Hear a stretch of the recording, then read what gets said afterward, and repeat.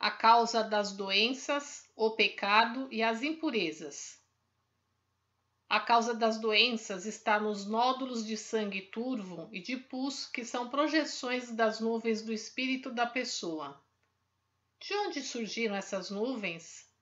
Elas se originaram dos pecados e das impurezas. Tsumikegare. Há dois tipos de pecados e impurezas. Os hereditários, que são a síntese dos pecados e impurezas acumulados pelos seus antepassados, e os gerados nesta vida, que são aqueles acumulados pela própria pessoa. Começarei explicando os do primeiro tipo, que foram gerados pelos antepassados. Nós que estamos vivos não somos seres surgidos do nada, sem relação com coisa alguma. Na verdade, somos a síntese de milhares de antepassados e existimos como seres humanos que respiram na extremidade de uma sequência infinita de vida. Numa visão mais ampla, somos, portanto, uma existência individualizada no tempo, como um elo da corrente que une os antepassados com os descendentes. Em sentido restrito, somos uma peça destinada a firmar a ligação entre nossos pais e nossos filhos. Para explicar em profundidade as doenças causadas pelos pecados e impurezas dos antepassados, preciso falar sobre a vida após a morte, isto é, sobre a constituição do mundo espiritual, o que farei resumidamente. Ao deixar este mundo e passar pelo portal da morte, a pessoa tem de despir a roupa denominada corpo físico. Este pertence ao mundo material e o espírito ao mundo espiritual. Quando o corpo físico se torna incapaz de realizar atividades devido à doença ou à idade avançada, o espírito o abandona e vai para o mundo espiritual, onde está determinado que ele deve se preparar para nascer novamente no mundo material. Esta preparação consiste na purificação do espírito. A maior parte das pessoas carrega uma quantidade considerável de impurezas que se originam dos atos pecaminosos. Assim, quando são submetidas ao julgamento do mundo espiritual, feito com absoluta imparcialidade, a maioria acaba caindo no inferno. Ali os espíritos dessas pessoas vão se elevando gradativamente por meio dos sofrimentos advindos das punições decorrentes de seus pecados. Nessa ocasião, impurezas espirituais, que são os resíduos da purificação dos pecados e das impurezas, fluem contínua e incessantemente para seus descendentes que vivem no mundo material. Como esses são a soma de seus antepassados, os resíduos são compartilhados entre os descendentes de acordo com um tipo de lei redentora de causa e efeito. Por ser uma lei do Supremo Deus, constituinte de todas as coisas, o ser humano não tem outro recurso senão submeter-se a ela. Esses resíduos espirituais fluem sem cessar para o cérebro e para a coluna vertebral dos descendentes.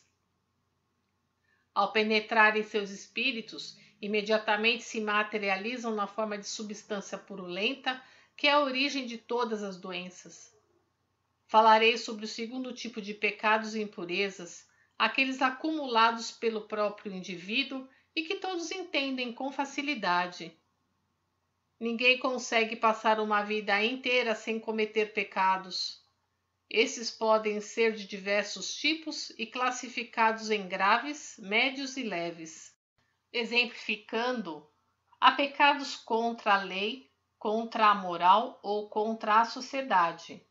Há também pecados físicos que se manifestam em atos e pecados psicológicos que são cometidos apenas na mente da pessoa.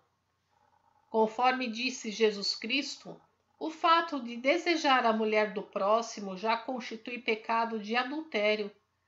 Apesar de ser um mandamento bastante rigoroso, é uma afirmação correta.